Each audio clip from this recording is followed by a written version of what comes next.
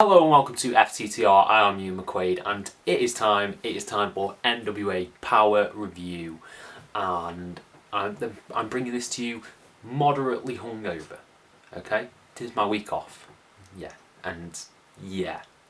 So if I don't make a lot of sense in this video, last week you had Lexi interfering. Now you're gonna have me possibly slurring and forgetting where I am. So sorry about that in advance, but shall we get into the show and what was a pretty good show? We'll start off with the opening segment, which was Kyle Davies interviewing Strictly Business. Now, Latimer and Adonis are taking part in the triple threat later in the night, and Nick Aldis was out there, Camille was out there. The group just looked really good together, especially at that desk. And they didn't really say that much of substance, sort of just stuff about Billy Corgan and conspiracies. I'm kind of not so much done with conspiracy theories in wrestling, but it's been done a lot. Britt Baker started doing it, Kenny Omega's doing it, Sami Zayn's doing it, and now we've got it here. Yeah, I'd rather them lose that and just focus on being the best group, but you know, it is what it is. Solid promo. I thought Camille really stood out here when she just screams down the camera about it not being fair. That was really good, and that led into War King's promo. And Crimson's got his match with Slice Boogie coming up, and it was a really interesting promo. I thought it was well enough delivered. I really like the War Kings. I think they're pretty cool. So yeah, standard promo. It's the only thing about this episode. It was a little bit too standard. It wasn't just quite peak. Hey ho. Next up, we got a match that went a bit longer than I thought it was. I've written down in my notes squash match coming, but it wasn't. It was Mims versus quote Mystery Man, as they're calling him.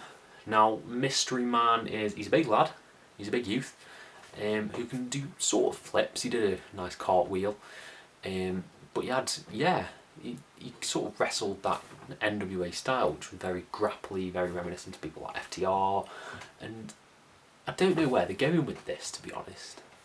I don't know what he's going to be revealed as, but I thought the Mystery Man looked good in his match. I think Mims looked really good as well coming out of this, because he had some really fiery spots towards the end. Yeah, I just don't know where they're going. It's a slow burn. And I am moderately intrigued in one with a really nice rolling Death Valley driver, similar to Velveteen Dreams. So yeah, good stuff. Good stuff here for the Mystery Man. Next up, we got this just fucking hell, this bit. Jordan Clearwater and Black G's versus Tyrus in a handicap match. Now, this went on for what felt like ages. Jordan Clearwater gets in the ring and they're ready for this match. Black G's saying he's got a plan because, you know, Tyrus is massive. Tyrus is a really imposing figure. And the plan was basically to just lie down and take the pin.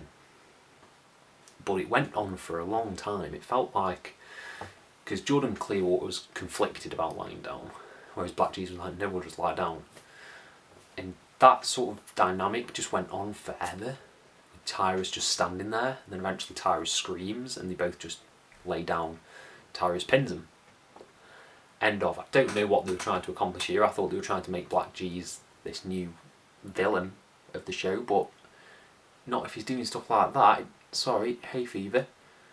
Oh, I didn't like this at all. This bit really sort of annoyed me because I was like, I feel like I've just wasted my time trying to get invested in Black G's when he just does stuff like that. Cause I think he looks really cool. Both him and Jordan Clearwater have a really cool look to him. I don't know where they're going, but I'm just not into this in the slightest. Yeah, it's the first thing I've been like, oh, when I've been watching NWA, because it was just a bit dumb. Next up, we got a promo between Serena Deeb and Thunder Rosa. Now, Serena Deeb talked about how she defended the NWA Women's Championship on AEW and how she's been representing the brand over there, and Thunder Rosa said basically that she took it over there first. And I really like this clash of ideologies that they have, that, you know, Thunder Rosa's the originator, but Serena Deeb's the one who, you know, cemented it there as like being defended on AEW. And they had these really cool back and forths. I really love both of the people in here, mostly Thunder Rosa. Love Thunder Rosa. And then Kyle Davies asks them a question about people in the women's division who they think are coming up, and they sort of, you know, Serena Deeb calls Kylie Ray out, which was a nice surprise. Kylie Ray comes out and, you know, they sort of, it's going to be like a what's the word, master and apprentice kind of thing I feel like they're going to have, because then Thunder Rosa starts saying that someone's going to go to the sky, I think it is, go to the sky. And Melina comes out, and obviously like, Melina's a legend, she's not been there for a while. And out comes Sky Blue, was who Thunder Rosa was talking about, and there's sort of friction between Melina and Sky Blue. I wonder if that's going to lead into a feud where Melina will put over Sky Blue, but I thought Melina was going for the NWA Women's Championship from the looks of it. So it seems like they've veered into this sort of, I don't know, everyone's in this Thunder Rosa Serena Deeb feud, but it led to number one contenders semi being announced. You know it's going to happen, Serena Deeb versus Thunder Rosa. I'm really excited for that. I think that'll be a great match. I think there's a lot of story that can be built from it. And I think Deeb should come out on top, I think. I don't know. No, I think Rosa should. I think Rosa should come out on top, and then maybe Serena Deeb just goes to AEW. Personally, that seems to be the way they're playing the story. Who knows? Next up, we got a really short Genocide promo where Taryn Terrell puts over Genocide. Good stuff. Good stuff. I like Taryn Terrell. I think she's funny.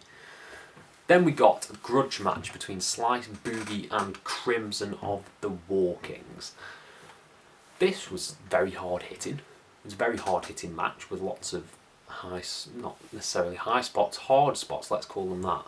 Lots of slaps, lots of throws, lots of clotheslines on the outside.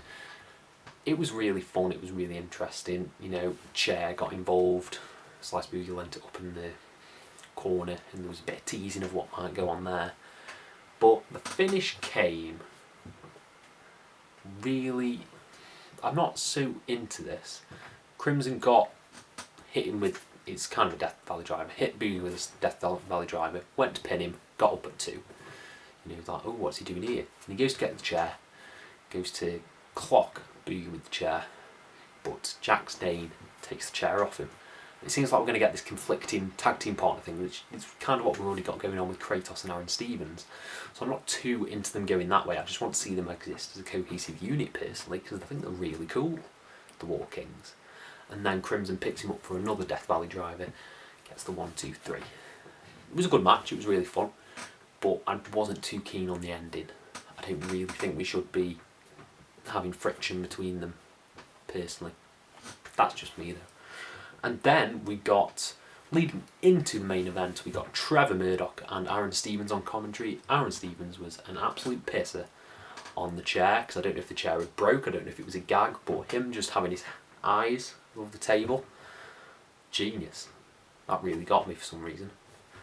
And yes, this was our triple threat main event for the National Championship Qualifier. It was Chris Adonis, Tom Latimer and Pyro of the End.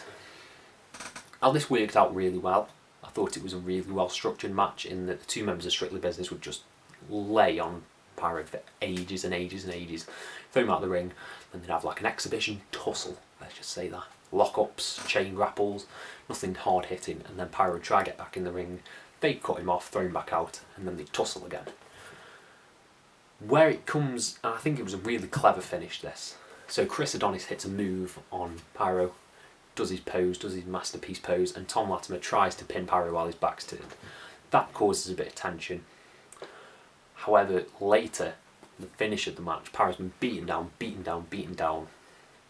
Tom Latimer goes up, it looks like he's going to do a moonsault. As his back's turned, Chris Adonis slides on top and counts 1, 2, 3.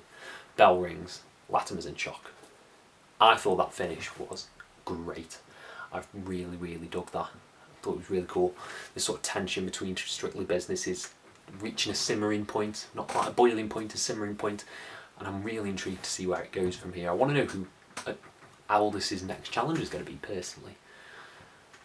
I think it's going to be really good, this Strictly Business storyline. I hope it really plays out. I want to see a good, inner faction warfare. I think it'll be great. I think it'll be really great. I really like this main event. I thought it was really good. So that is the show as a whole. Overall, I will say this is about a 3-star show this week. There were just some bits where I was like, didn't particularly get on board with, like the Tyrus stuff and some of the women's division stuff and the finish of the grudge match. But let me know your thoughts on the show down below, and I will try and reply to every single one of them. Have you been watching NWA? What were your thoughts on Hell of a Hell? What were your thoughts on professional wrestling at the moment? Let me know down in the comments, hit subscribe, and have a nice day.